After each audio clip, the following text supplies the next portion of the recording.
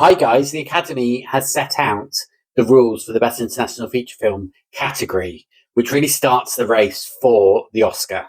So first, let's look at the dates of the award category. The Academy have set out the eligibility for which films must have played in a commercial cinema in 7 consecutive days.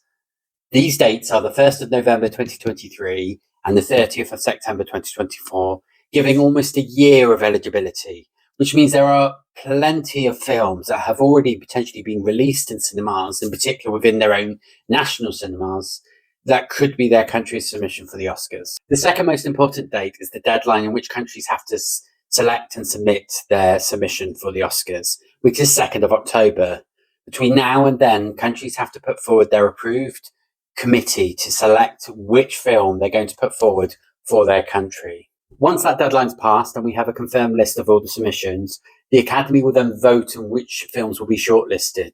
The shortlisted list includes 15 countries' films, and then the Academy have a month to select which are the eventual 5 nominations for the award show. The deadline to which will publish those nominations is the 17th of January. This will then lead to the award ceremony, which is scheduled for the 10th of March next year, in which we'll then find out who has won the race for Best International Feature Film. Most of the regulations around what is an eligible film remains the same. Each country has to have a committee structure made of independent members from any of the films which are potentially could be selected. There must be a significant creative contribution from each country that are looking to submit the film. There must be more than 50% of the language of the film, which is not in the English language. So it can be in any other language other than English.